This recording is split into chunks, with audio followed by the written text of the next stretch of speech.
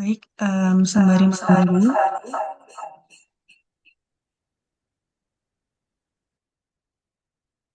mungkin bisa di-share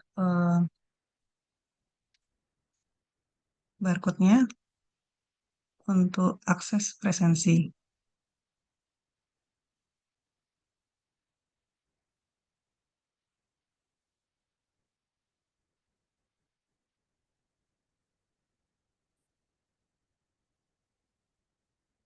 Bagi yang baru bergabung, izinkan saya untuk membacakan tata tertib selama kegiatan berlangsung.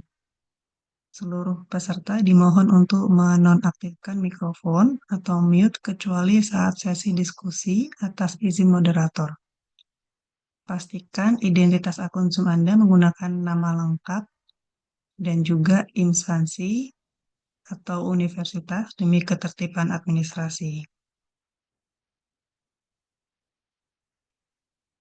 Berikut tautan presensi yang kami sampaikan melalui share screen dan kami mohon Bapak atau Ibu untuk melakukan pengisian presensi yang akan kami bagikan secara berkala. Di dalam presensi ini diharapkan untuk mengisi nama lengkap beserta dengan gelar supaya bisa kami gunakan untuk membuat e-sertifikat. Terima kasih.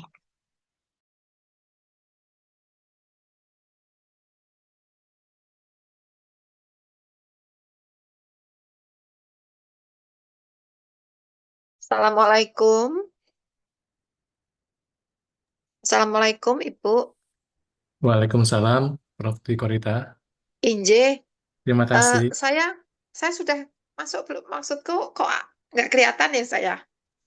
Sampun, not bad.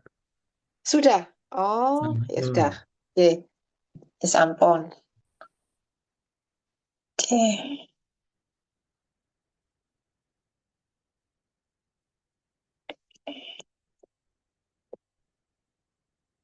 Memang belum dimulai, Inje. Dereng, Prof. Oh, Inje sampun. Nggak J. apa-apa. Nembe, Saya, nembe presensi, Prof. oh, Inje, nggak apa-apa.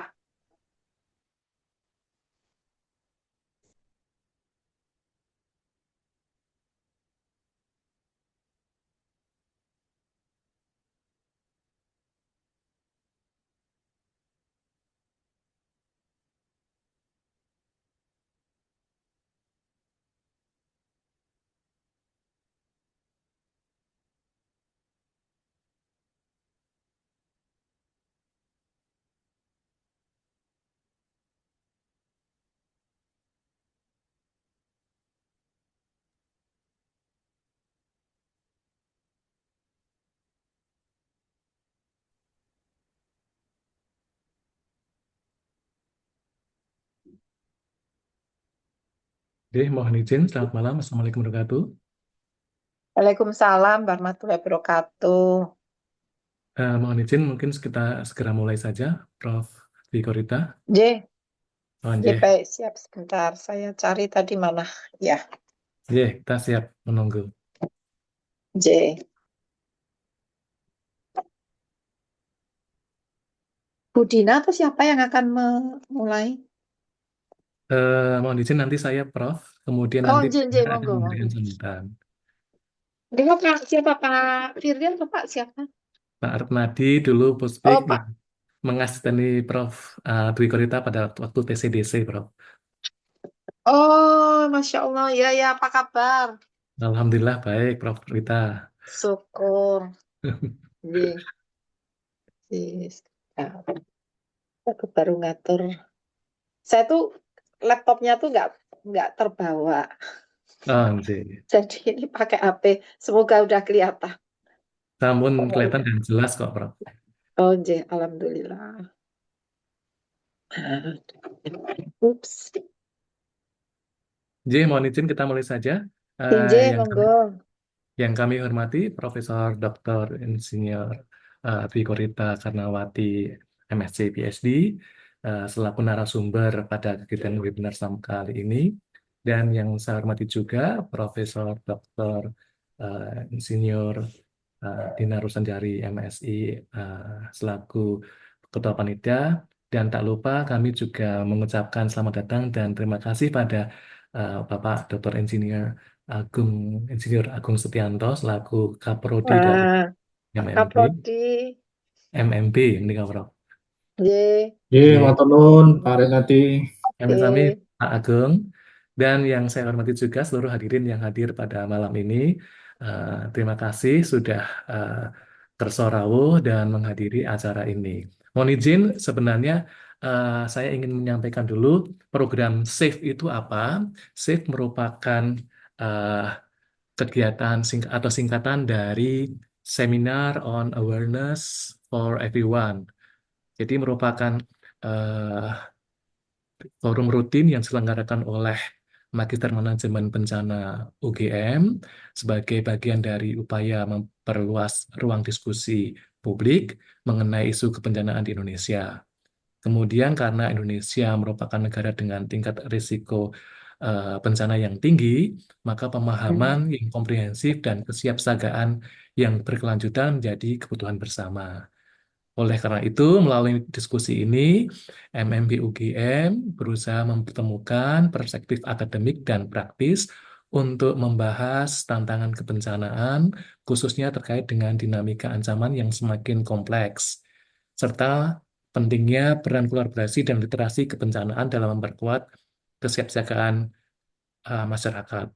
Jadi forum ini sebenarnya jadikan ruang pembelajaran bersama dari pakar, dari eh, beliau-beliau yang berkompeten untuk memberikan kontribusi pada akademik dan mendukung pengurangan risiko bencana. Hari ini Alhamdulillah Profesor Insinyur Dwi Korita Karnawati MSc PhD telah kerso untuk memberikan materi sehingga kita dan berbagi perspektif dan pengalaman beliau terkait dengan dinamika kebencanaan dan kesiapsiagaan menghadapi ancaman yang semakin kompleks yang tadi telah saya sampaikan. Ya, seperti itu. Nggih. Selanjutnya, eh, sebelum saya terlalu jauh, ini saya mohon izin untuk memberikan kesempatan pada Ibu Profesor Dr. Dina Sanjari untuk memberikan sambutan sedikit. Monggo, Prof. Dina. Matur nuwun Pak Retnadi selaku moderator. Ini mohon maaf, suara saya kedengar? Jelas, terima kasih. Yang saya hormati Profesor Insinyur Dwi Korita Karnawati MSc PhD, Pak Monggo Dokter. Prof. Dina. Matur nuwun, tadi ini agak telat masuk. Kemudian Dr. Retnadi Herujatmiko MSc selaku nanti moderator, juga Bapak Dr. Agung Setianto MSc WFD terkait selaku Kaprodi MMB. Saat ini kita dihadapkan pada Assalamualaikum warahmatullahi wabarakatuh. Waalaikumsalam warahmatullahi wabarakatuh. Saat ini kita dihadapkan pada realitas meningkatnya frekuensi dan intensitas bencana alam yang tidak dapat dilepaskan dari dampak perubahan iklim, curah hujan yang semakin ekstrim, peningkatan suhu, serta perubahan pola musim telah meningkatkan risiko banjir, longsor, kekeringan, dan bencana hidrometeorologi lainnya. Kondisi ini menuntut kita untuk tidak lagi memandang mitigasi bencana sebagai respon sesaat, melainkan sebagai bagian integral dari pembangunan berkelanjutan dan kebijakan adaptasi perubahan iklim. Oleh karena itu, webinar pada hari ini, malam ini, diselenggarakan sebagai ruang dialog dan pembelajaran bersama untuk memperkuat pemahaman strategi serta kolaborasi lintas sektor dalam upaya mitigasi bencana yang adaptif terhadap perubahan iklim. Webinar ini menjadi penting karena mitigasi bencana tidak cukup dilakukan saat bencana terjadi, tapi harus dimulai dari pemahaman perencanaan dan penguatan kapasitas sejak dini dengan mempertimbangkan dinamika perubahan iklim yang terus berlangsung. Kami berharap diskusi ini nanti yang dipimpin oleh tentunya narasumber kita, Prof. Insinyur Korita Karnawati, MSc PhD, tidak hanya memperkaya wawasan kita, tetapi juga melahirkan gagasan dari rekomendasi yang dapat diimplementasikan secara nyata di tingkat kebijakan maupun komunitas. Melalui webinar ini, mari kita belajar bersama berbagi pengalaman dan merumuskan langkah-langkah mitigasi yang lebih adaptif, inklusif, dan berkelanjutan. Sekian dari saya, Wabil Taufik wal Hidayah. Wassalamualaikum warahmatullahi wabarakatuh. Selamat malam Waalaikumsalam bencana. warahmatullahi wabarakatuh. Terima kasih Profesor Dr. Dinar Sundari selaku Ketua Panitia. Dan tidak lupa pada saat ini kita juga memberi kesempatan pada Kaprodi yang baru dari MMP untuk memberikan sepatah dua kata. Monggo Pak Dr. Agung. Matur nuwun Pak Renati, selamat malam Bapak Ibu semua. Assalamualaikum warahmatullahi wabarakatuh. Waalaikumsalam. Waalaikumsalam warahmatullahi wabarakatuh. Memperkenalkan diri, kebetulan sekarang saya menjadi Kaprodi di MMG UGM. Mungkin Bapak Ibu maupun teman-teman yang hadir di sini belum banyak mengenal saya, kecuali mungkin Prof. Rikorita. Saya kenal Pak. Sudah terkenal Bapak. Semoga ke depan kita bisa memajukan MMP UGM menjadi lebih baik lagi dan juga bermanfaat tidak hanya untuk UGM, tidak hanya untuk Jogja, tapi juga untuk Indonesia. Dan kami berharap dukungan dari Bapak Ibu semua supaya cita-cita kita bersama itu dapat tercapai.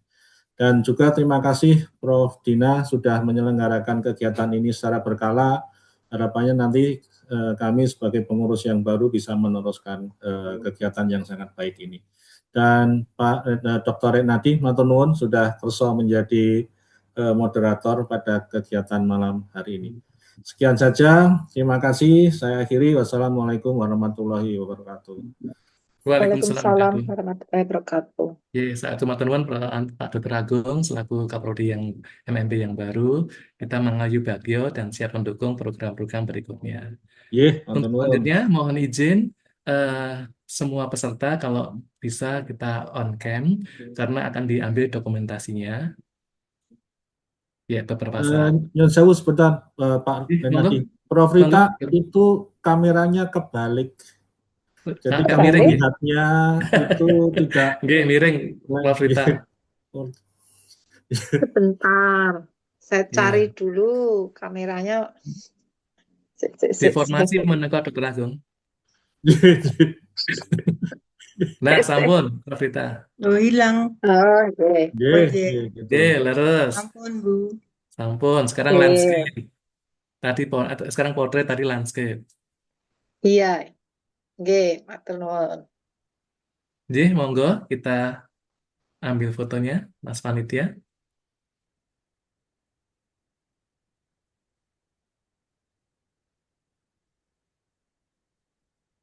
Sudah? Ya.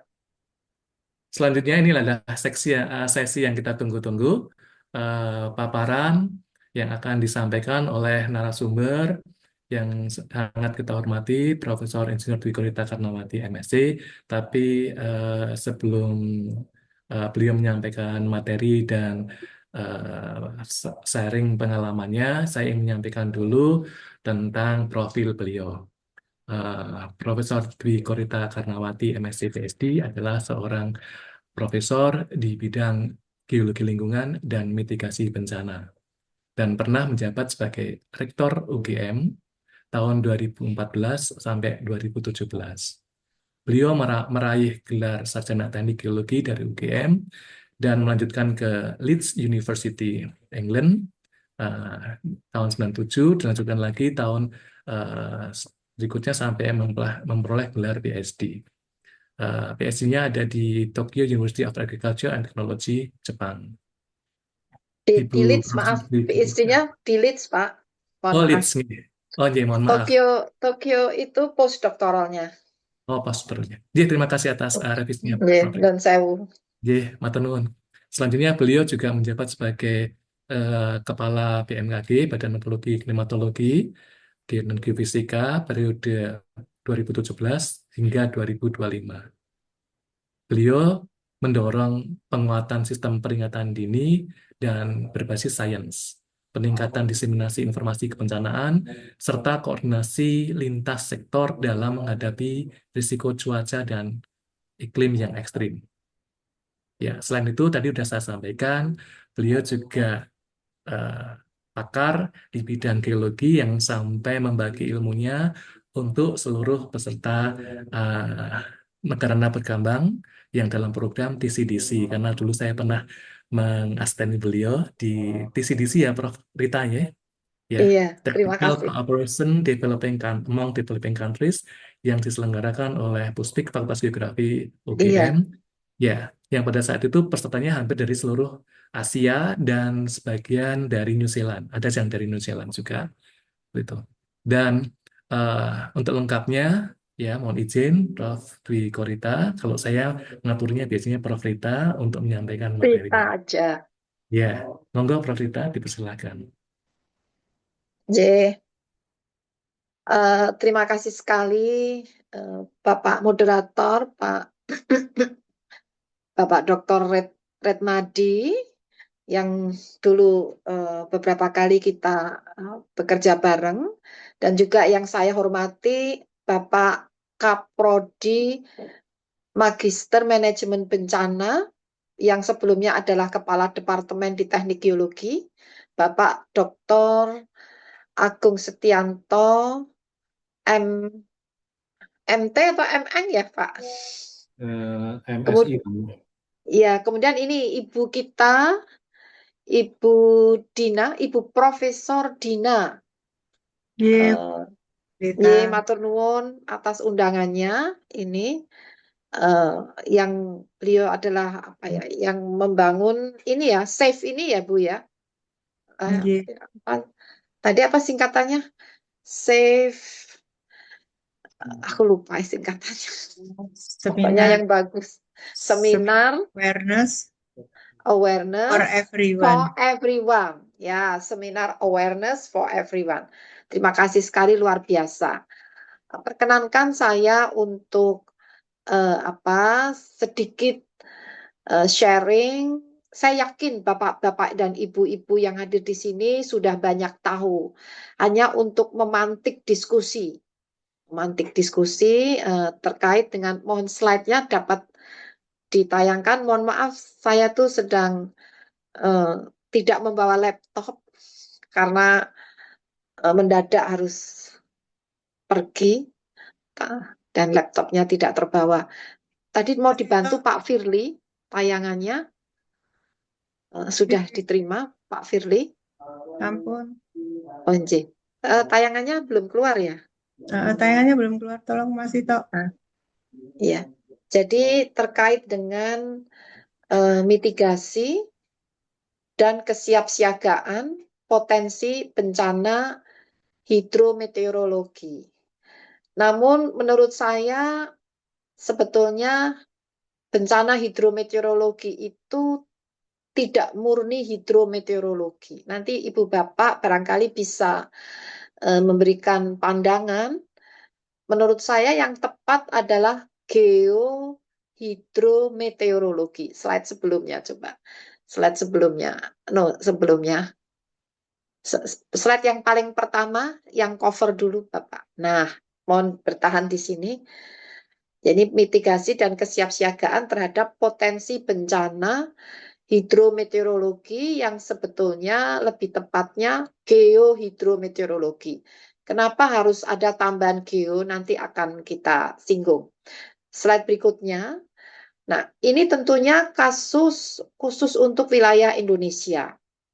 Dan awal dari terjadinya bencana, pertama adalah kerentanan wilayah Kepulauan Indonesia, slide berikutnya, terutama kerentanan dari segi kebumian. Jadi bencana hidrometeorologi itu menjadi lebih parah, itu karena aspek kebumian. Tidak hanya aspek hidrologi dan meteorologi. Kalau tidak ada geonya, tidak ada buminya, bencana itu tidak akan berdampak serius ya, terhadap manusia. Jadi ada aspek geo atau buminya. Nah, wilayah Indonesia ini merupakan wilayah yang rentan terhadap bencana geohidrometeorologi karena yang pertama adalah setting buminya, geologinya atau geografinya ya. geologinya itu terutama batuannya. Kalau geografi kan tidak hanya tentang bumi, tetapi lebih di permukaan dengan interaksi sosial budaya ya, geografi dan sosial budaya. Nah, kalau kita lihat setting geologinya, Kepulauan Indonesia itu merupakan benua, tapi benua maritim. Nah, mari kita di situ kita lihat adalah Indonesia masuk pertemuan dari Ring of Fire yang sirkum Pasifik yang melingkar itu kita lihat. Sirkum Pasifik melingkar dari utara bahkan timur New Zealand, timur Australia, New Zealand ke arah utara menuju ke Pasifik, lalu membelok ke barat itu masuk ke Kepulauan Indonesia dan menjadi percabangan menuju ke lingkaran Pasifik dan menuju ke lingkaran Mediterania. Jadi Indonesia itu benar-benar tri-junction dari Pasifik yang sebelah timur menuju Pasifik yang sebelah utara melingkar, tapi juga bertemu dengan Mediterania. Sehingga benar-benar sangat aktif gerak-gerak lempeng tektoniknya. Dan itulah yang membuat Kepulauan Indonesia itu bentuknya menjadi lucu-lucu. Karena ditumbuk dari selatan, ditumbuk dari timur, ditahan dari utara, ditahan dari barat. Maka terjadilah pulau Sulawesi yang huruf K. Pulau yang bentuknya kayak dinosaurus ada juga, Kalimantan. Pulau Sumatera yang bentuknya juga unik. Pulau Jawa dan kepulauan lainnya juga bentuknya unik. Itu karena aktifnya tektonik lempeng dan juga memicu terjadinya aktivitas volkanik. Volkanik itu menimbulkan berkah, tapi juga bencana, juga aktivitas tektonik, gempa, dampaknya tsunami, dan juga patahan-patahan yang berdampak pada kehidupan manusia. Slide berikutnya. Di sini kita lihat secara zoom in lagi. Tadi yang sudah saya jelaskan, akibat tumbukan dari sebelah selatan, ya, dengan kecepatan 71 mm per tahun, kemudian tumbukan dari timur laut, ini lebih cepat lagi, 110 mm per tahun, dan ditahan di Eurasia. Maka terjadilah zona tumbukan lempeng yang merah itu, dan disitulah zona-zona bahaya, apalagi nanti berinteraksi dengan kondisi iklim yang dinamis dan cuaca. Slide berikutnya. Nah, di sini kita lihat masih berbicara tentang tektonik aktif. Ternyata jalur-jalur tumbukan tadi itu korelatif dengan buletan-buletan hitam. Ini peta sebelah kanan. Buletan-buletan merah-merah itu adalah pusat-pusat gempa. Nah, pusat-pusat gempa yang dangkal. Nah, korelatif dengan buletan-buletan merah juga korelatif dengan ini. Tadi percepatan kegempaan ya di peta yang atas ya. Dan juga korelatif dengan zona-zona risiko bencana ya, karena sumber dari salah satu penyebabnya yang sangat utama itu adalah tektonik tadi.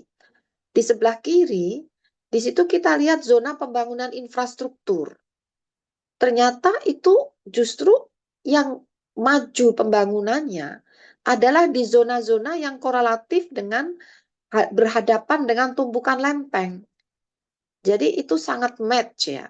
Zona-zona yang merah pusat-pusat gempa yang dangkal ya, itu melingkar lengkung mulai dari selatan Sumatera, sebelah barat Sumatera menuju selatan menuju Jawa, akhirnya menikung ke utara ya. Itu korelatif dengan zona pembangunan infrastruktur dan pusat-pusat pertumbuhan.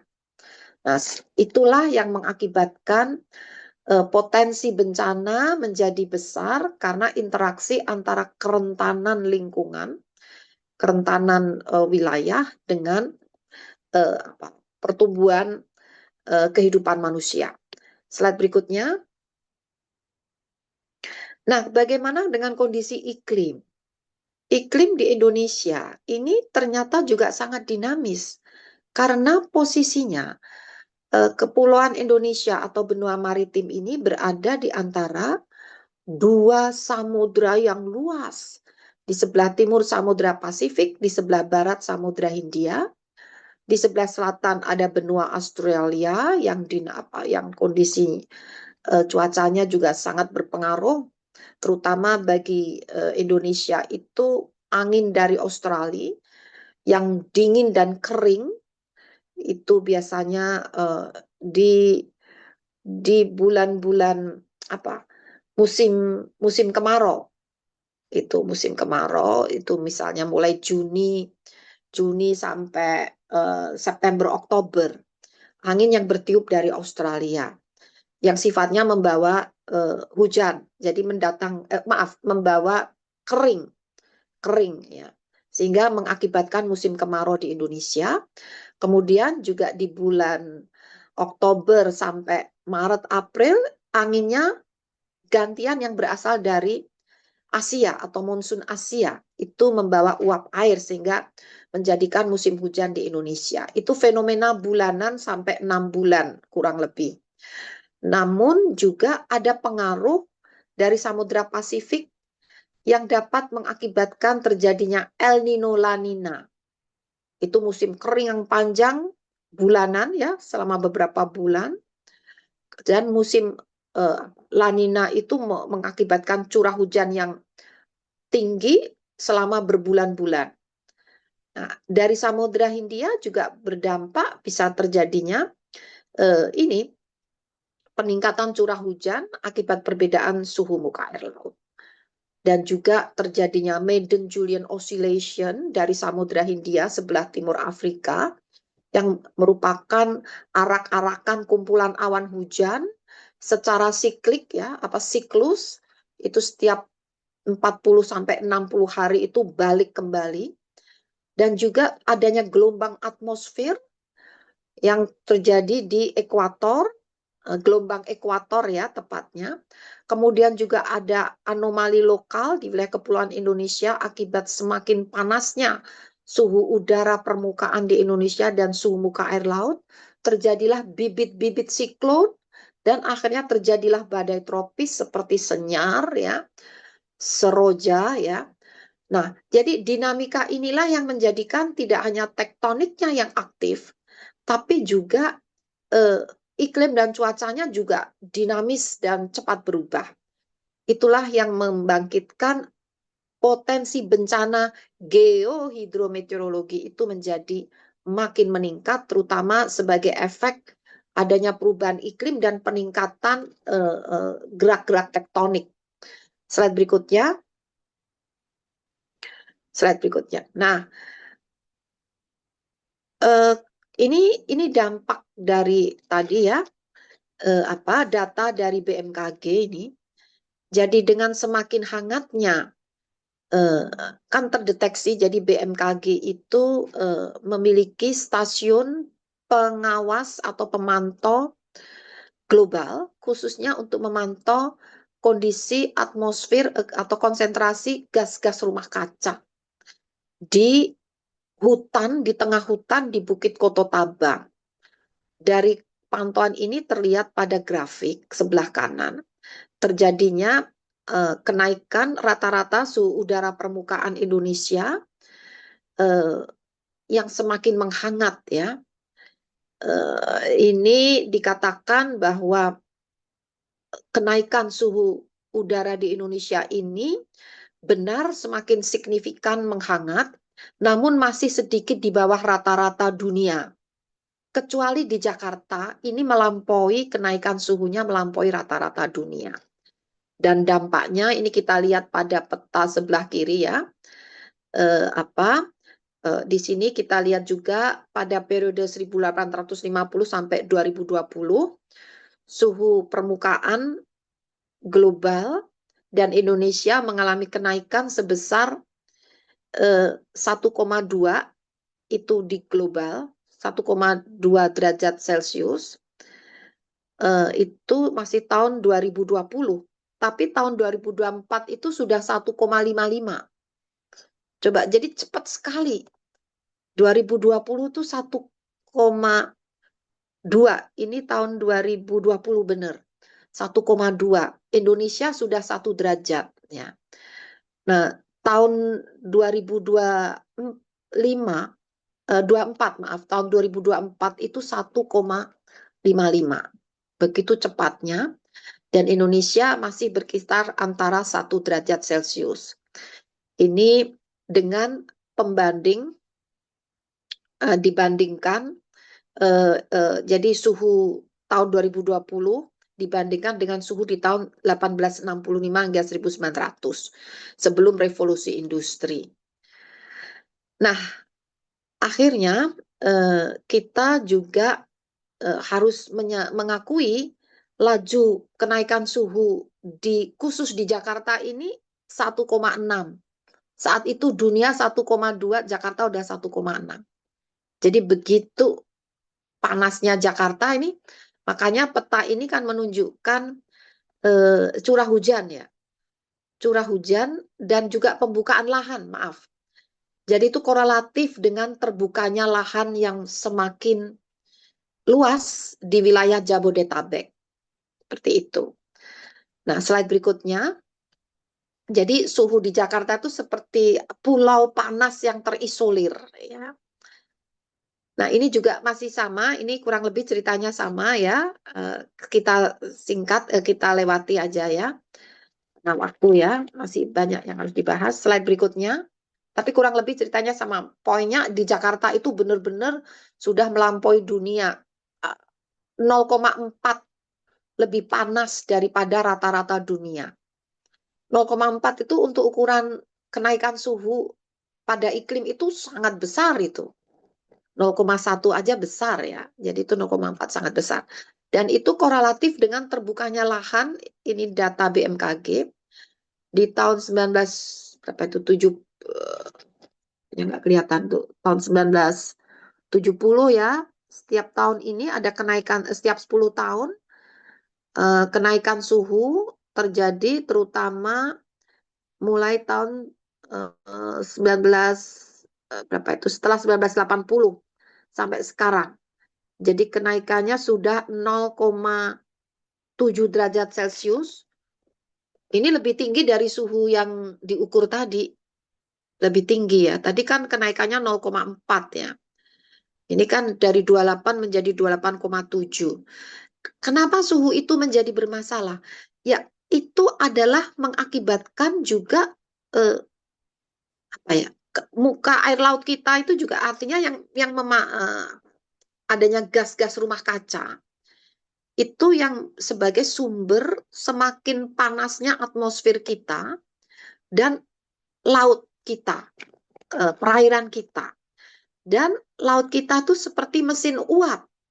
Semakin mendidih, maka penguapan tuh semakin intensif, pembentukan awan-awan hujan semakin kencang, semakin intensif, terjadilah awan-awan cumulonimbus yang semakin masif, dan seringnya terjadi hujan ekstrim karena awan-awan tersebut semakin dipacu oleh steam engine dari perairan di Kepulauan Indonesia yang semakin panas.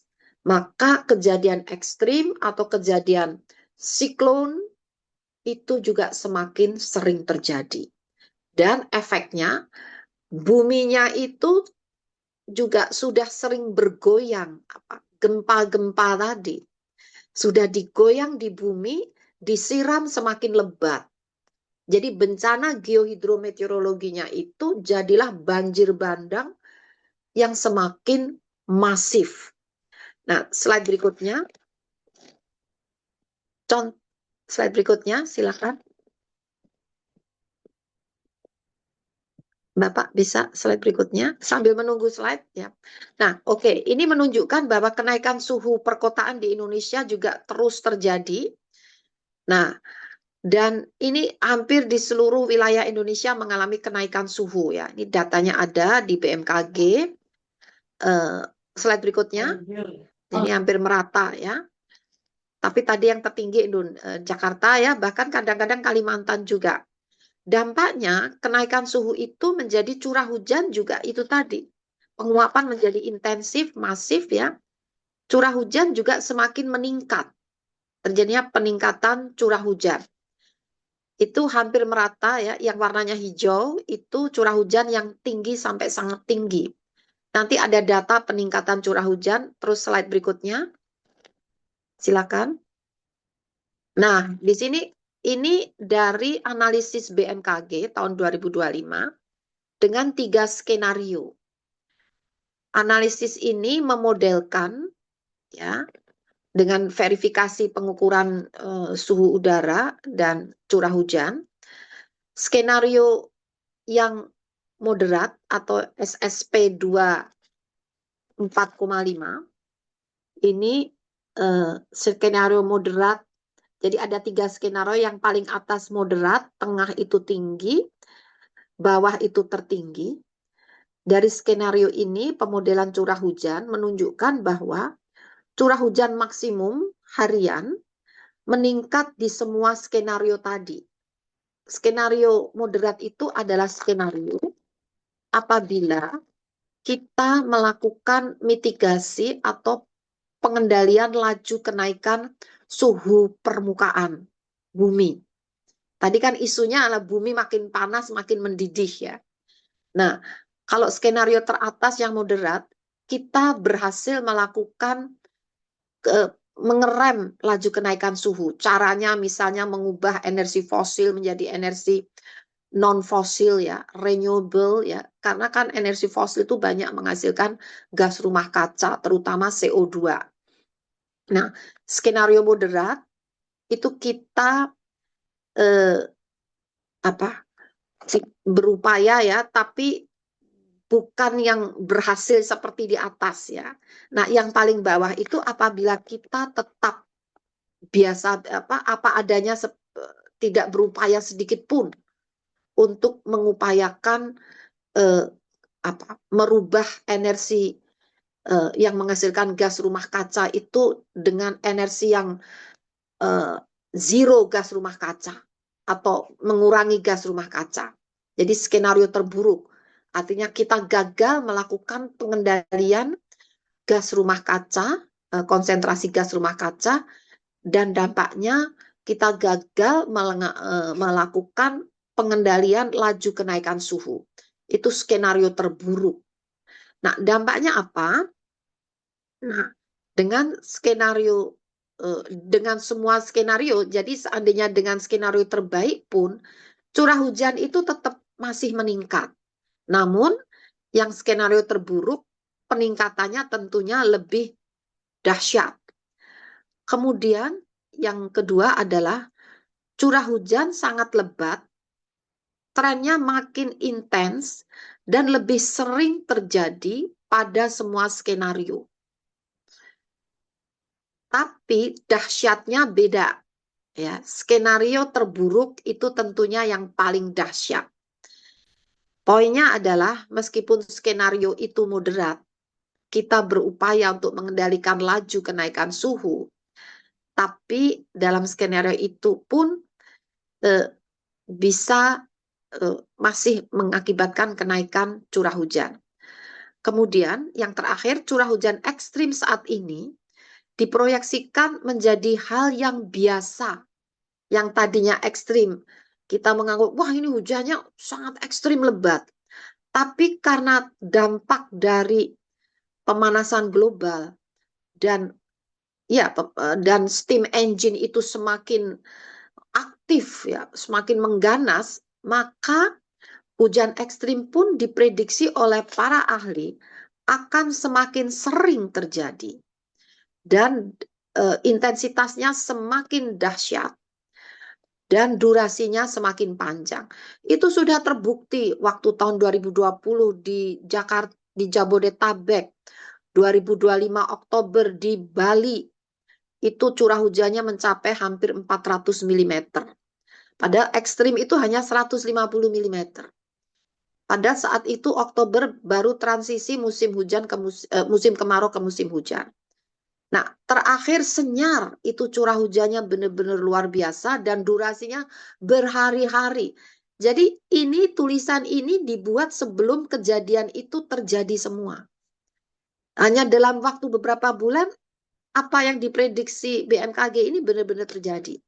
Dan kita sudah merasakan dampaknya sampai hari ini. Nah, BMKG masih juga memprediksi dengan skenario terburuk di akhir tahun 2100 yang tadi kenaikan suhu tahun 2024 sudah mencapai 1,55 secara global. Di Indonesia sekitar 1 ya.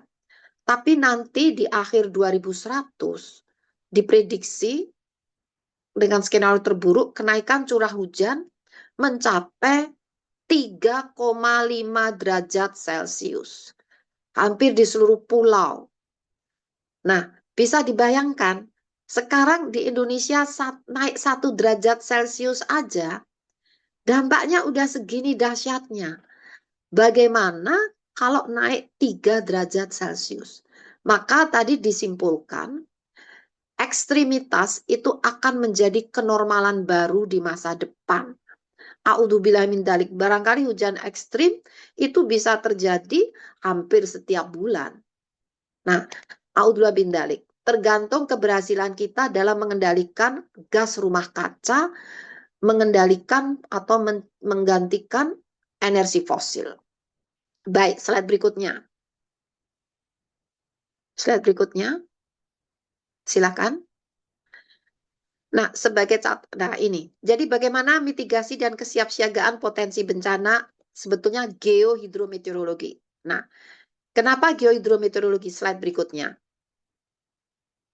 Karena contohnya ya, ini sebelum ini ya, seseringan ya. Contohnya misalnya kejadian yang di Sumatera itu. Benar itu karena badai seroja, tetapi sesungguhnya yang membuat dahsyat itu adalah kombinasi antara cuaca ekstrim dengan bentang alam. Bentang alam yang curam dan sering digoyang gempa. Dan 20 hari sebelum kejadian, selama 20 hari terjadi gempa-gempa dengan kekuatan kurang dari 5, sehingga tidak dirasakan oleh manusia. Terjadinya gempa-gempa ini lebih dari 10 kali gempa dalam 20 hari. Mengakibatkan kondisi bentang alam yang rapuh karena tektonik tadi. Batuannya rontok, longsor, dan longsor-longsor itu membendung lembah-lembah sungai yang sempit. Sumatera itu pegunungan Bukit Barisan terbentuk karena tumbukan lempeng tektonik. Akibatnya pegunungannya terjal, banyak terpotong-potong oleh kekar yang membentuk lembah-lembah sungai yang sempit, dan batuannya rapuh, mudah longsor, dan longsor-longsor itu akan menyumbat sungai-sungai, membendung sungai-sungai. Membendung artinya sumbatan longsor, itu menghalangi laju air hujan runoff dari arah hulu. Tertahan sampai akhirnya jebol. Dan saat jebol terjadilah banjir bandang. Saat jebol itu tidak harus sedang hujan. Mungkin hujan lebatnya sebelum jebol. Ya. Tapi kan bendung itu berusaha menahan laju, namun akhirnya kekuatannya terlampaui dan jebol. Kadang saat jebol tuh hujannya udah berhenti. Baru terjadi banjir bandang. Meskipun di bagian hilir bisa saja tidak terjadi hujan. Yang penting hujan lebat di hulu. Nah, jadi saya mengatakan itu sebetulnya fenomena geohidrometeorologi. Bukan hanya hidrometeorologi. Geologinya, geografinya sangat penting. Dan yang membuat itu dahsyat, bukan hanya durasi badai tropisnya yang beberapa hari, tapi diperparah luas lahan yang terbuka itu semakin luas. Di tahun 2003 di Sumatera Utara di Das Bahorok itu sudah terjadi banjir bandang. Siklusnya saat itu kami melakukan studi, siklusnya 50 tahunan. Tapi sekarang tahun 2025, 22 tahun kemudian, itu siklusnya hanya 22 tahun. Jadi semakin pendek siklusnya, hanya separuhnya kurang. Dan das yang terdampak dulu hanya 1 das Bahorok, sekarang puluhan das yang terdampak. Kesimpulannya adalah kerusakan lahan itu memperpendek periode ulang bencana geohidrometeorologi dan membuat dampaknya, magnitude-nya makin dahsyat, daya rusaknya makin luas. Maka goalnya, mitigasinya adalah harus zero victims, zero loss, dan harus ada sustainable sharing prosperity. Kenapa? Pembukaan lahan itu bukan sustainable sharing prosperity. Prosperity-nya tidak sharing dengan many people, hanya untuk kalangan tertentu. Dan itu pasti sudah terbukti akan berdampak tidak baik. Antara lain adalah bencana. Nah, jadi goal mitigasi itu tidak hanya sekedar mencegah bencana, tetapi juga mencegah injustice sharing of prosperity. Kalau sampai terjadi ketidakadilan, pasti ada yang rusak. Nah, kemudian goalnya adalah mitigasi itu juga harus memberikan peringatan dini dan sekaligus merencanakan aksi dini secara lebih jitu. Nah, approach-nya dengan edukasi, literasi, dan literasi itu harus antar dan lintas generasi. Karena edukasi yang hanya berhenti, generasi yang 5 tahun berikutnya itu udah nggak ngerti sama sekali apa yang harus dilakukan.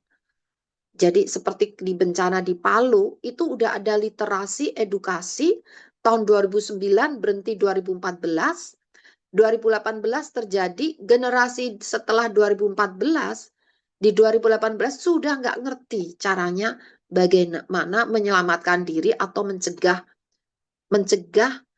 loss tadi. Nah, dan edukasi literasi itu harus membangun budaya waspada, siaga, dan selamat dari bencana. Jadi ini harus menjadi budaya tradisi seperti yang ada di negara maju seperti Jepang. Dan harus menguatkan komunikasi risiko, perlu penguatan institusi interface. Institusi interface itu adalah lembaga yang menjembatani antara peringatan dini yang dikeluarkan instansi seperti BMKG atau PU atau Badan Geologi ke individu orang di pelosok-pelosok di daerah yang di situ jaringan komunikasi sangat buruk atau sangat terbatas.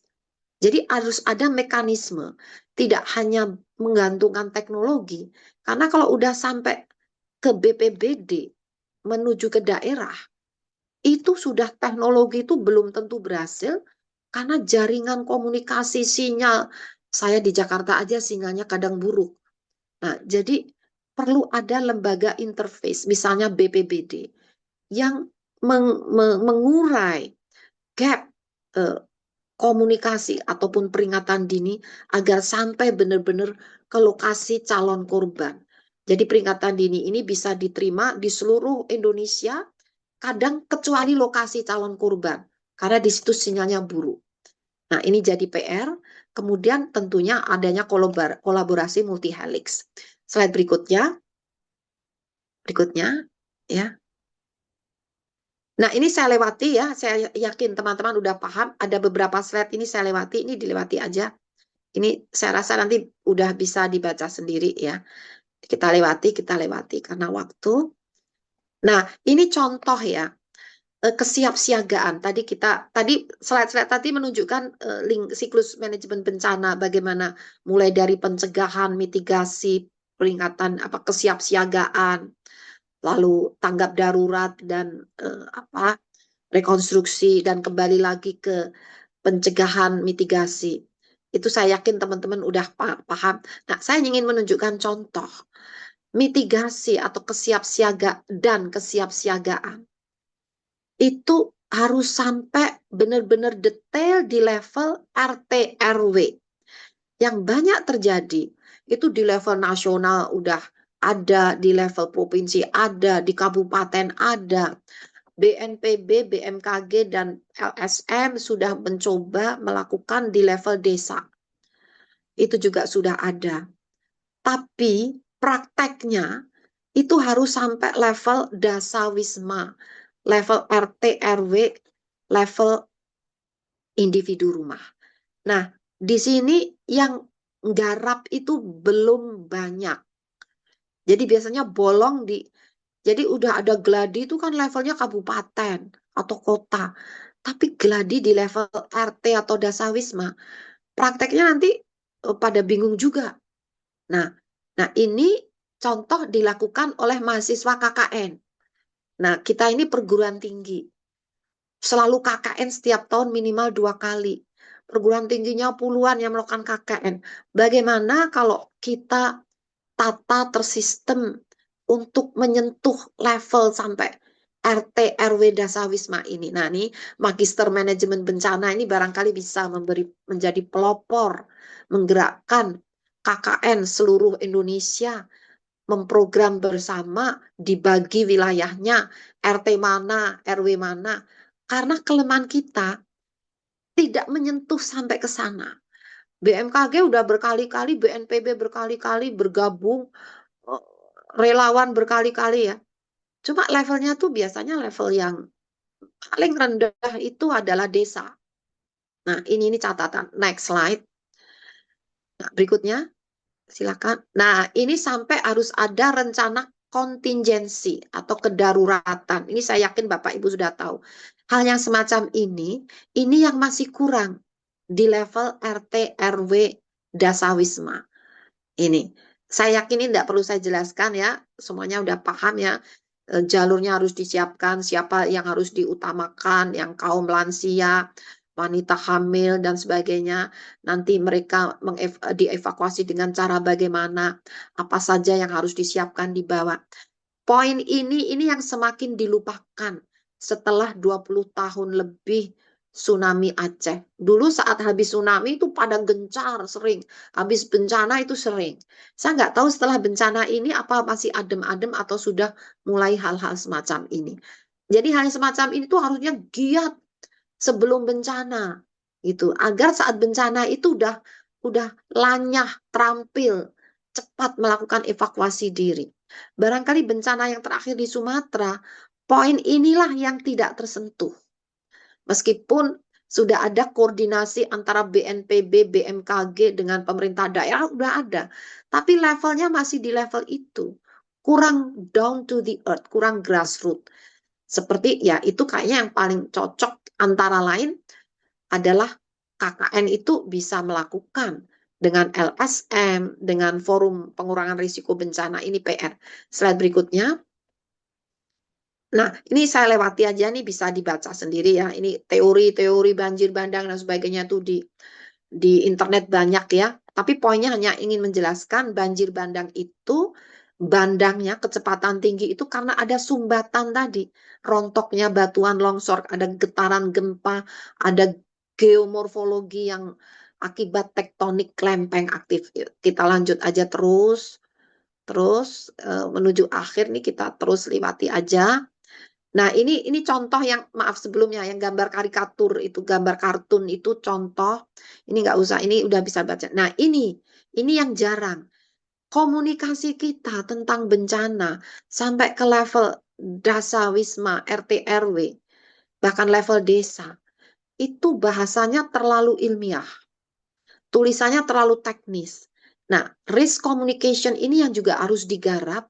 Bagaimana dengan bahasa yang mudah.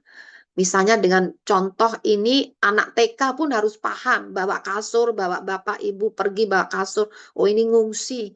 Kapan harus mengungsi? Kalau lengkung pada lereng itu sudah kelihatan, retakan tapal kuda misalnya.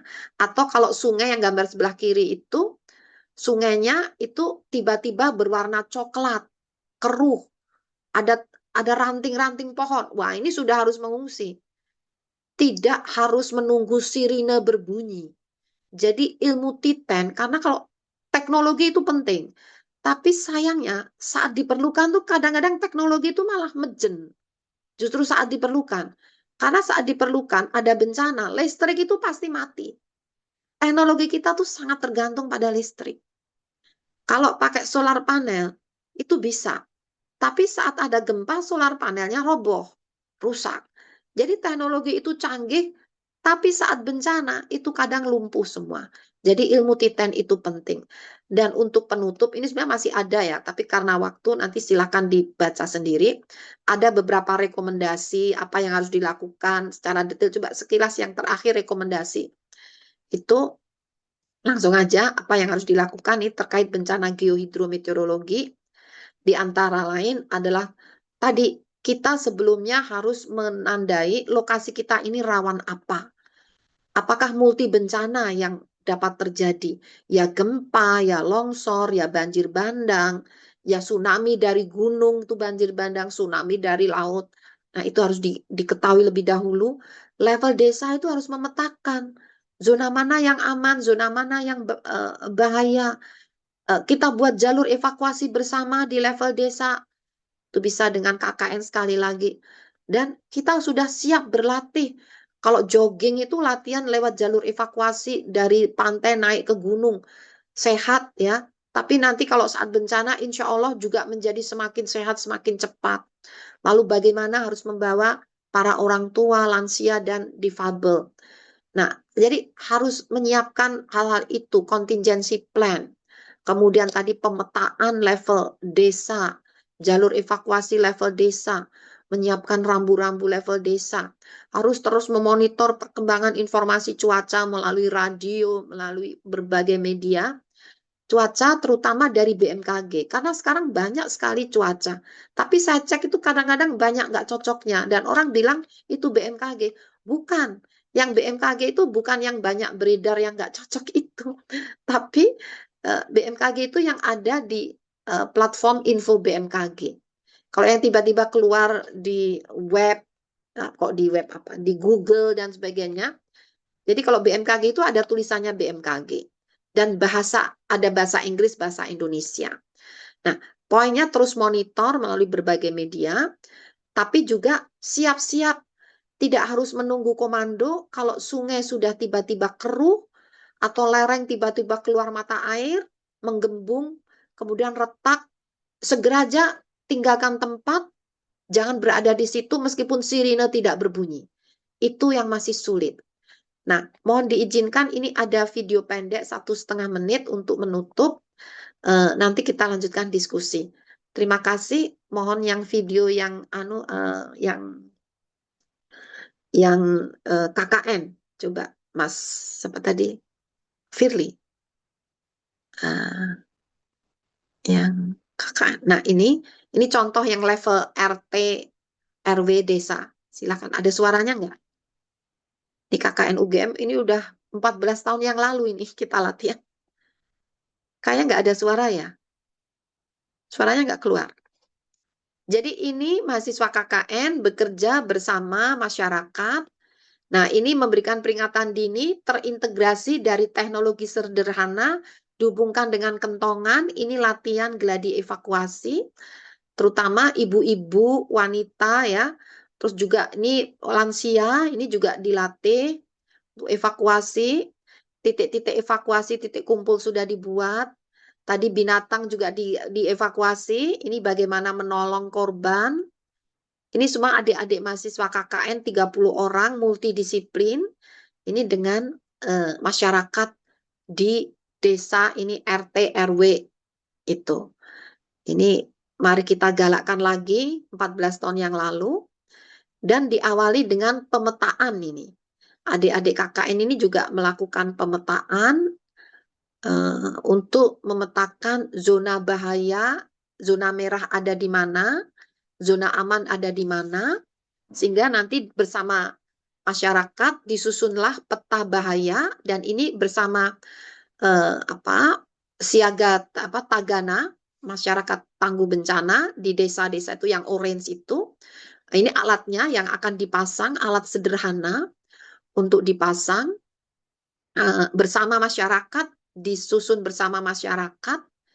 agar jalur evakuasi juga dipasang, diputuskan bersama masyarakat.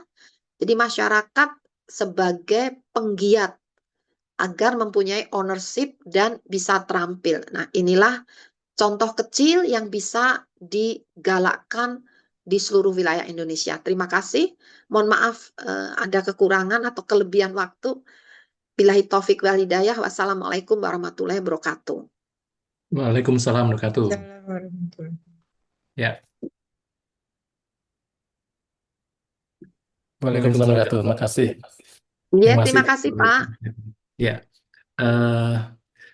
saya seperti belajar kembali dan mendapat pencerahan dari Prof. Rita.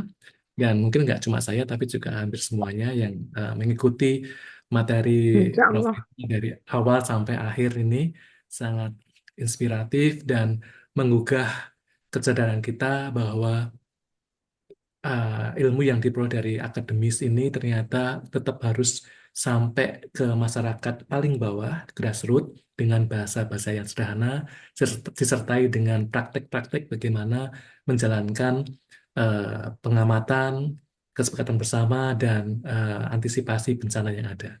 Oke, terima kasih Prof. Vita. Sangat menarik, dan selanjutnya saya buka untuk sesi diskusi. Nanti saya berikan kesempatan 3 penanya, tapi 1 penanya dulu, kemudian 2 penanya, dan 3 penanya.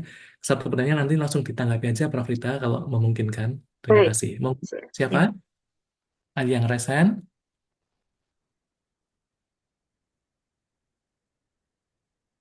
Silakan.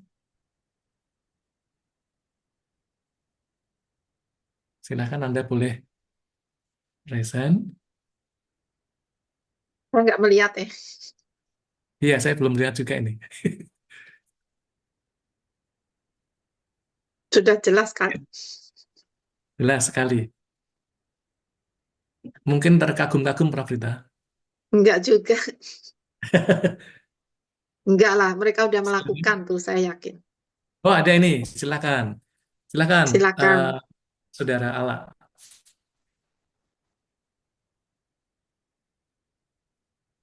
Monggo. Silakan Saudara Ala, tolong sebutkan nama lengkapnya dan dari latar belakang apa atau institusi mana. Terima kasih.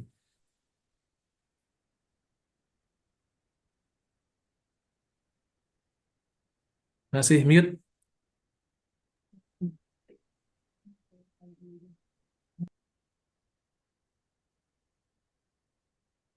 Mas Ala, masih mute. Mohon yang lain juga mempersiapkan untuk dapat menyampaikan pendapat atau pertanyaan pada Prof. Rita. Silakan, Pak Ala masih mute. Pak Ala masih mute.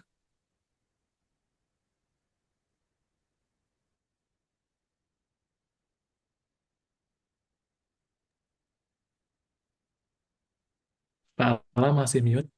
Halo, ya, apa Ya, kok silakan. sudah? Sudah Sudah terdengar. terdengar. Ya. Oke.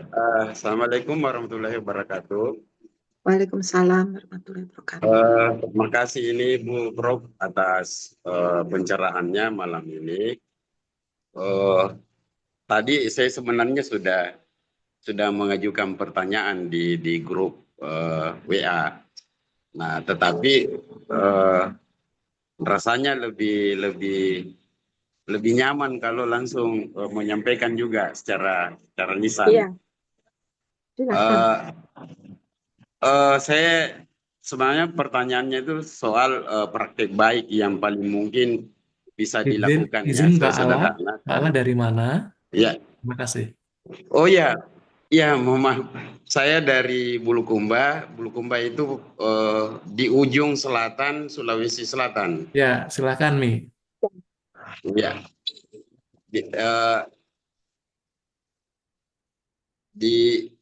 Jadi saya lanjut Pak. Silakan. Iya, Silakan jadi Pak.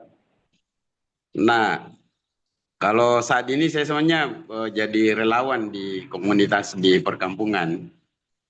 Dan kebetulan di daerah kami itu adalah daerah pesisir, pertemuan antara sungai dan laut. Nah, sehingga saya sangat terbantu dengan pencerahan pada malam ini. Nah, tadi saya sudah ajukan pertanyaan di grup WA terkait contoh yang paling mungkin sederhana bisa dilakukan di tingkat desa ya, atau bahasanya Ibu di tingkat RT RW ya Ibu Prof. Nah, Iya, tapi iya. sudah dapat juga itu di akhir materinya, sudah nonton Iya. bagaimana mahasiswa KKN UGM di masa lalu bekerja di level bawah. Nah, mungkin ini penting digerakkan sampai di daerah. Yang kedua, ada enggak contoh-contoh lain ya, mekanisme cara memulai ya di tingkat paling bawah di dalam rangka memastikan upaya-upaya baik untuk memitigasi bencana di situasi sekarang ini yang semakin ekstrim, Bu. Kira itu aja, Bu. Baik, baik, Ya. bagus pertanyaannya, baik. Boleh langsung dijawab, Pak? Silakan Ibu Prof. Oke, Silakan, baik. Bu. Iya, saya sangat sependapat dengan Bapak ya. Memang kelemahan kita ini banyak bahasan, banyak kajian, banyak riset, tapi praktek yang benar-benar korban itu kan bukan di level yang para melakukan riset, insya Allah. Tapi justru yang tidak ikut riset itu yang kena, gitu ya. Atau yang tidak ikut menyusun studi itu yang kena. Jadi poinnya tuh justru harusnya sampai di level RT, RW, desa itu ya. Nah, sehingga cara yang mudah, mari kita gerakkan. Misalnya, di Indonesia ini kan perguruan tingginya itu, tadi kan perlu tadi contoh-contoh yang lain ya. Saya yakin perguruan tinggi lain pun juga melakukan KKN. Saya yakin Andalas, Unipa, banyak universitas, mungkin puluhan yang melakukan KKN. Tapi bagaimana orkestrasinya? Ini bisa melalui dikti ya, tapi kalau melalui dikti pun harus ada pionir yang mempelopori. Kita kadang perlu pelopor. Nah, barangkali ini boleh dari Sulawesi, Unhas, kita kan punya hubungan erat dengan Unhas ini. Atau apa yang di Sulawesi itu yang selain Unhas ada lagi satu universitas yang yang dulu untuk keguruan. Itu juga ada itu. Di Sumatera hampir di seluruh mana Pak? UNM. Ya, Universitas Negeri Makassar, ya. Ya, Banyak Negeri itu Makassar. KKN. Nah, jadi sebaiknya ada pertemuan rutin, katakanlah 1 semester sekali antar perguruan tinggi, khusus fokus. Tadi kalau Bu Prof Dina ada SAFE, ini juga ada semacam SAFE, tapi fokus untuk, ini kan bagus, ini sudah ada SAFE untuk webinar ya, bagus. Mari diteruskan dari SAFE webinar ini menjadi SAFE ke KKN. Dan dengan perguruan tinggi lain, saya sekitar tahun 2011, malah bukan, 2010, itu menjadi DPL KKN 2009. Ada gempa di Sumatera Barat, KKN di Danau Maninjau dan di Negari Tandike. Dengan para mahasiswa di Universitas Andalas. Itu. Nah, ini kan tentunya bisa dengan syahkuala dan sebagainya. Tapi kan perlu ada dirijen orkestrasi ya. Nanti monggo dibahas lanjut. Agar praktek baik yang disampaikan beliau Pak Aal itu bisa benar-benar sampai RT. Kalau belum bisa sampai RT, itu aduh kadang-kadang saat terjadi beneran nggak bisa cekatan, nggak bisa saksek, bahkan mungkin terlambat. Itu jadi dari pertanyaan Bapak ini mengingatkan kita semua, ayo kita praktekkan bersama-sama. Karena kita dari perguruan tinggi, masyarakat yang berinteraksi dengan perguruan tinggi ya, KKN atau Forum Pengurangan Risiko Bencana, dengan LSM, itu banyak LSM aktif, tapi bagaimana kita saling mendukung ya. Jadi bisa mix ya, KKN itu tidak hanya khusus UGM aja gitu, bisa juga dengan universitas lain, terus dengan LSM itu juga bisa. Demikian Pak. Terus juga ada contoh bagus di Kupang, itu BMKG tapi itu bukan KKN. BMKG dengan di desa Osapa, desa nelayan Osapa, ada sekolah lapang cuaca nelayan. Saya sebenarnya ada videonya ya, tapi nanti waktu nggak cukup. Sekolah lapang cuaca nelayan, di situ ada peserta yang sangat cerdas, bukan kecerdasan sosial ya, kecerdasan sosial. Itu dari Makassar, dari Bugis, tapi mempunyai komunitas orang asli Kupang, para nelayan. Jadi memimpin para nelayan, pelajaran dari sekolah lapang cuaca itu dia mengenal cuaca, dan saat terjadi badai seroja, Bapak namanya diberi nama Bapak Dewa. Nah, ini bisa mengajak komunitasnya mengevakuasi diri. Jadi inisiatif sendiri, tidak menunggu peringatan dini. Dia menerima sebenarnya peringatan dini, dia terima, kebetulan HP-nya masih on. Dia bisa lihat beberapa hari sebelumnya, sebelum kejadian. Dia tahu, oh ini badai seroja. Waktu itu masih bibit siklon. Nah, saat sudah menjadi siklon, itu HP kan sudah mulai terganggu. Tapi dia kan sebelumnya sudah dapat informasi, sudah bibit siklon akan menjadi siklon. Maka dia segera buru-buru mengajak seluruh warganya menyimpan kapalnya di balik pohon-pohon itu namanya mangrove ya. Kemudian masyarakatnya mengungsi ke tempat yang tinggi jauh dari pantai. Selamat satu desa. Nah, ini bisa jadi contoh juga. Demikian Pak, terima kasih. Ya, terima kasih. Mungkin Pak Ala, alhamdulillah ini dari Bulukumba, ya, Makassar. Dan tadi Prof. Rita menyinggung juga tentang dari Nusa Tenggara Timur. Kebetulan ini ada yang ingin menyampaikan pertanyaan atau Silakan, pendapat dari Mas Dede Alexander. Dipersilakan Mas Dede. silakan, silakan. Monggo Mas. Halo Ibu, selamat malam untuk kita Selamat semua. Malam malam baik. ya. Ya Pak. Terima kasih atas Silakan. penjelasan dan pencerahan semuanya. Terima kasih.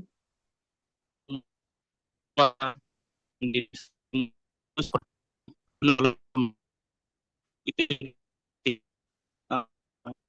pertanyaan Ibu, terjadi relokasi desa. Dan di situ terjadi pertentangan tentang bagaimana budaya dan religi. Ketika kita relokasi, masyarakat desa itu tetap kembali ke desa yang sama, desa yang bencana itu. Nah, kira-kira pencerahan untuk kami ini bagaimana tindakannya selanjutnya, sehingga mereka bisa paham atau bisa.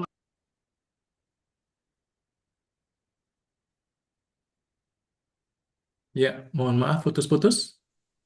Iya, saya kurang menangkap. Ya, tapi kalau boleh saya interpretasi, intinya Relokasi tujuannya, kembali ya, ke tempat setelah ada itu ya. bencana, ada relokasi, tetapi akhirnya masyarakat kembali lagi ke tempat aslinya.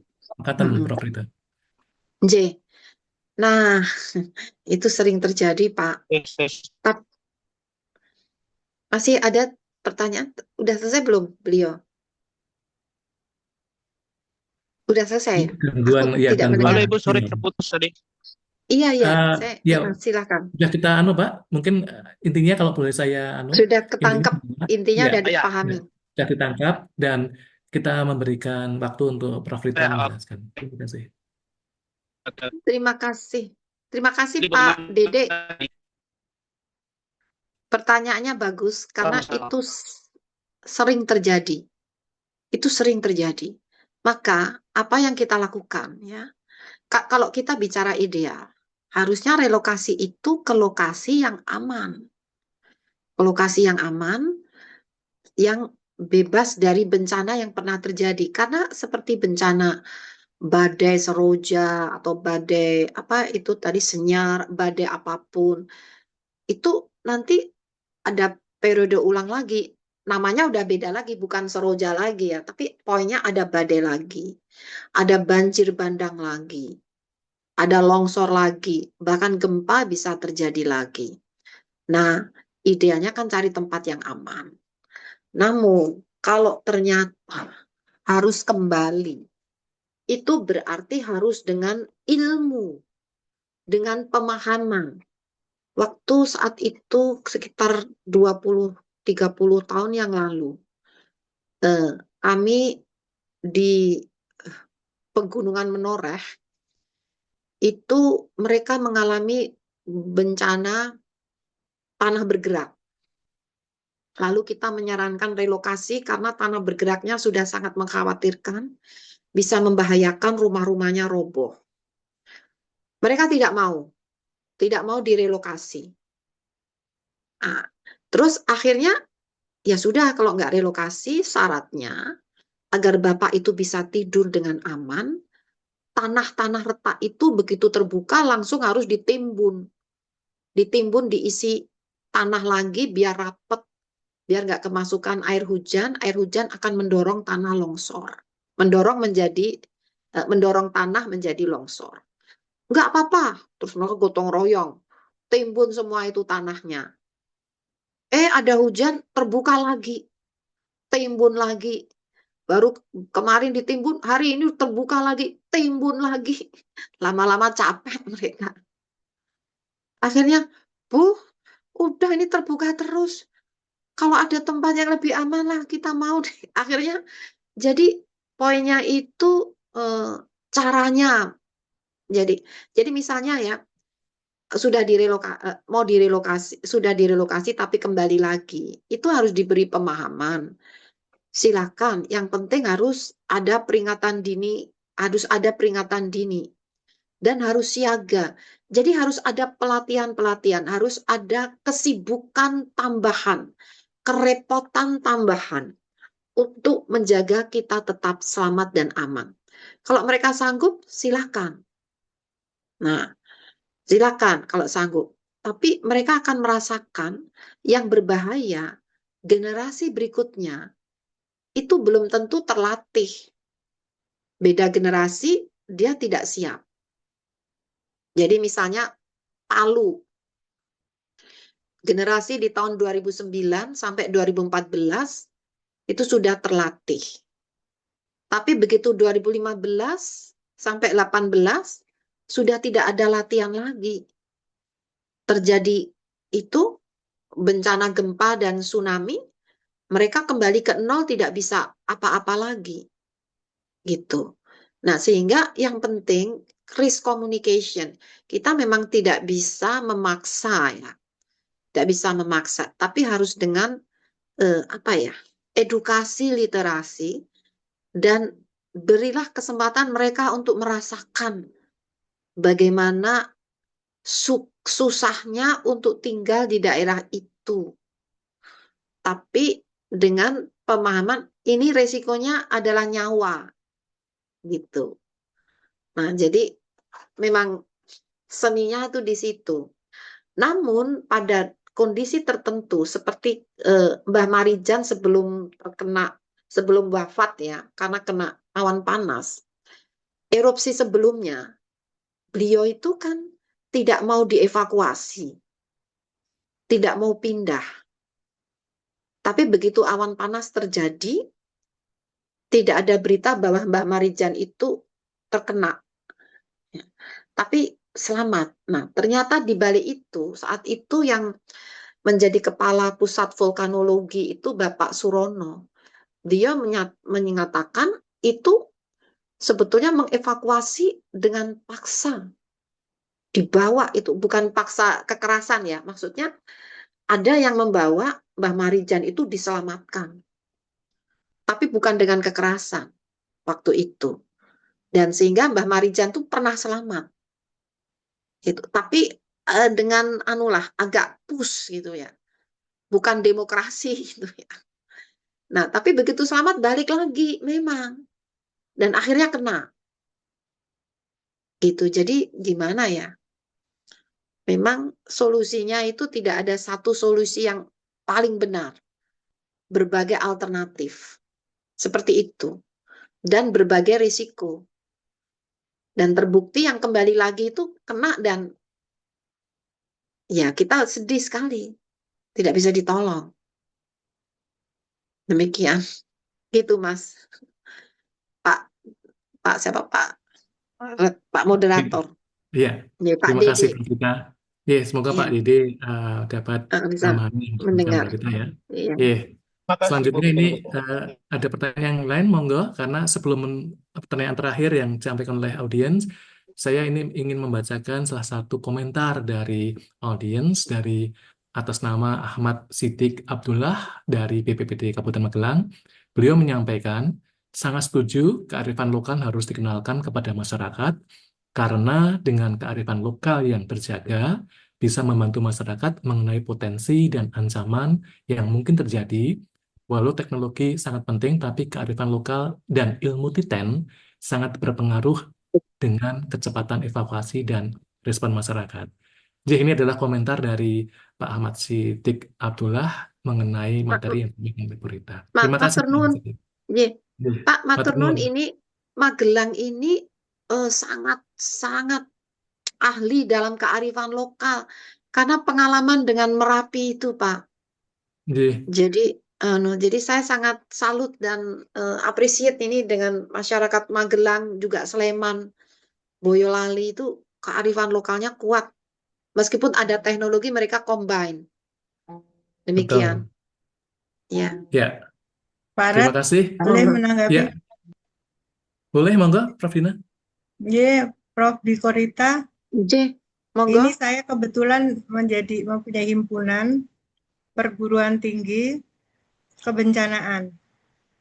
Jadi dari seluruh Indonesia kebetulan saya ketuanya. Nanti kita untuk universitas-universitas bisa biar kami koordinasikan sesuai saran Ibu tadi kaitan dengan KKN. Oh, bagus dong. Ya, bagus sekali Ibu. Luar biasa, matur sembah nuwun. Yes, Mohon info Bu Prof. Dina, berapa perguruan tinggi yang tergabung dalam HIPTI? 9. Oh, 9. lumayan bagus tuh. 9 banyak itu. Ya.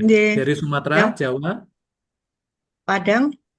ya, Sumatera, Jawa, Padang. Kalimantan, Sulawesi. Yeah. Jadi diorkestrasi, ya kan? Di ini bagus itu dibagi tugas aja. Iya, Prof. Nah, saya sangat itu. Monggo dilanjut aja itu. Iya, matur nuwun. Semangat. Iya, luar biasa. Luar biasa. Matur nuwun. Matur nuwun. Ini ada yang menarik, ada yang dari Sorong ingin bertanya ini, saya kenal Mas Nikodemus Dasem. Dipersilakan Mas Niko. Mas Niko.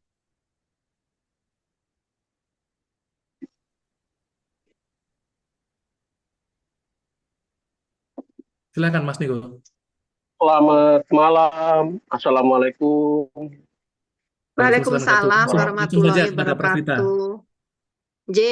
Iya. Selamat malam untuk Prof. Selamat malam. Selamat malam untuk Ibu Dina.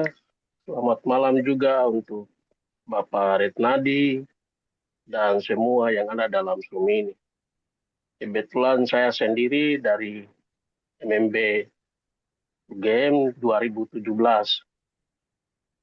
Bapak Retnadi, dosen penguji, Ibu Dina, saya punya dosen pembimbing sendiri.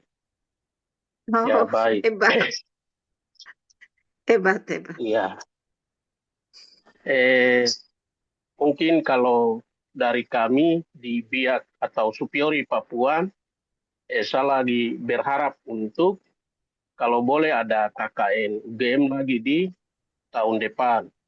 Karena tahun ini kami belum ini, kalau boleh nanti di tahun depan ada KKN UGM lagi sehingga ada beberapa desa yang perlu untuk adik-adik dari KKN UGM bisa bantu kami untuk hal-hal yang berhubungan dengan apa yang tadi Ibu Dikora sampaikan tadi. Karena kami sangat membutuhkan. Kebetulan saya baru pindah juga dari Bapeda ke BPBD. Jadi kami sangat, bagus. ya. Mungkin itu saja dari saya. Matur nuwun untuk semua. Ya, Iya. terima kasih Mas Selamat. Nul. Sudah larut malam di sana jam 11. Terima kasih atas Iya, wah luar usulannya, biasa. luar biasa. Dan masih bisa bergabung dengan MMB dan ikut webinar kali ini. Ya, Luar biasa. oke. Tanpa mengurangi rasa hormat peserta dan audiens, karena juga sudah larut dan sesuai dengan rundown yang telah kita susun, mohon izin pertanyaan nanti dapat kita tampung dalam bentuk chatting atau mungkin dalam bentuk pertanyaan-pertanyaan yang tertulis. Nanti akan kita kumpulkan dan kita sampaikan ke Prof. Rita untuk dapat Oh, ditampung. silakan dengan senang hati. Karena ini juga nanti menjadi dokumen dari kita selaku akademis maupun praktisi di bidang kebencanaan sehingga semua menjadikan masukan. Dan kalau boleh Baik. izin saya menyampaikan, ya, terima kasih Mbak Prita atas materinya dan izin saya Sama-sama. menyampaikan. Saya sebenarnya tidak bisa menyimpulkan, tapi kalau bisa meringkas karena Monggo. karena hampir semuanya itu ya isi itu loh. Jadi ringkasan yang ada 3 poin paling tidak. Pertama tentang kondisi negara Indonesia yang bersifat kepulauan, yang merupakan ring of fire, sehingga harus concern tentang kebencanaan yang berhubungan dengan geohidrometeorologi. Ya, kemudian tidak semata-mata geohidrometeorologi, tetapi juga mempertimbangkan dinamika kelautan, atmosfer, dan yang lain-lain, sehingga resiko-resiko bencana, baik berupa banjir, banjir bandang, tanah longsor, dan yang lain-lain, baik di lokasi daerah yang terpencil maupun di daerah perkotaan, dapat diantisipasi. Poin yang kedua yang dapat saya sampaikan, bahwa upaya dan mitigasi kesiapsiagaan menjadi sangat penting. Jadi di sini harus ada kerjasama antar multidisiplin untuk paling menguatkan dan memberikan ruang yang berorientasi pada pengurangan risiko hingga peningkatan literasi dan kesadaran masyarakat bahwa eh, bencana geohidrometeorologi itu kita hadapi bersama sehingga ada rasa kebersamaan dalam mengantisipasi maupun menghadapinya. Yang ketiga, ada integrasi tentang komunikasi, ya, tadi sampaikan Prof. Rita tentang institution interface yang sampai ke grassroots sehingga eh, masyarakat bisa merasakan bagaimana nanti dan bisa memahami akhirnya tingkat korban atau risiko yang ditimbulkan menjadi lebih kecil. Mohon izin, itu 3 poin yang dapat saya ringkas dari paparan Prof. Dwi Korita, yang sebenarnya isinya semua berisi, tapi ya mau nggak mau saya harus memberikan gambaran ke 3 poin tersebut. Jadi mungkin ada tambahan atau koreksi dari Prof. Cekap. Oh, cekap. Matur nuwun sekali, cekap.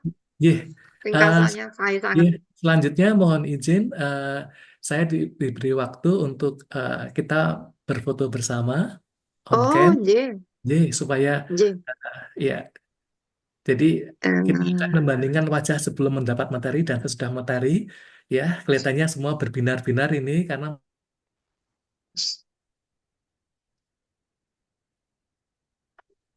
apresiasi dari awal sampai akhir ini semua bergabung dan setia untuk tetap mendengarkan dan menerima penjelasan dan pencerahan dari Prof. Kita. Monggo panitia on cam.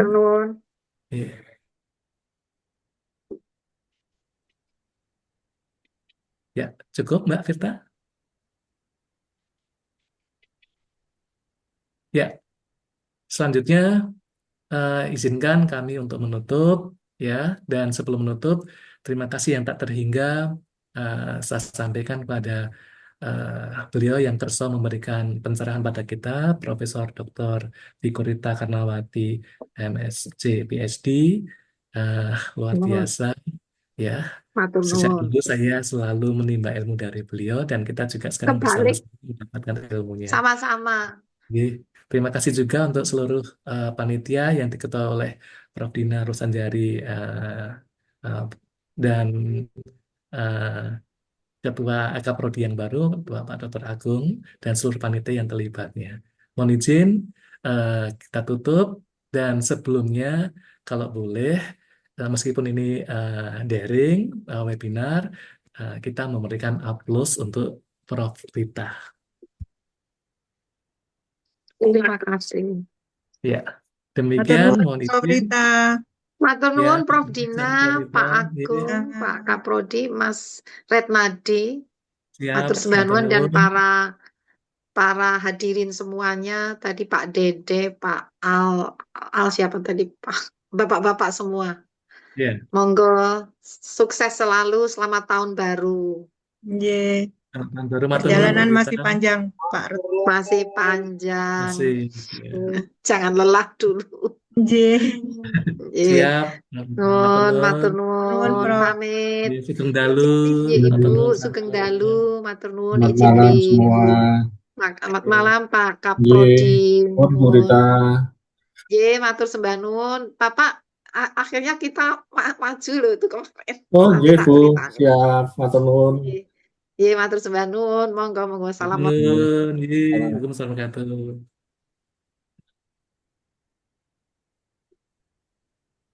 Ya, sebelum mengakhiri,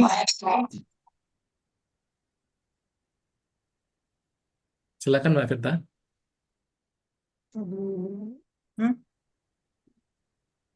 Diapain?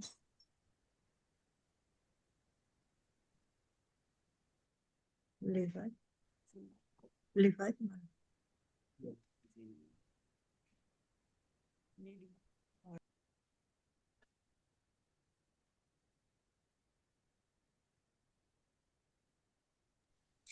ya, sebelum akhiri, saya ingatkan kembali untuk dapat mengisi daftar hadir, link absen melalui barcode yang ada di dalam layar, dan juga dapat mengakses link materi yang baru saja disampaikan oleh Prof. Dekorita. Untuk link absen peserta yang kedua ini diharapkan untuk dapat mengisi kembali bagi yang sudah mengisi di awal, karena di sini juga kami membutuhkan feedback dan input dari para peserta sekalian. Terima kasih.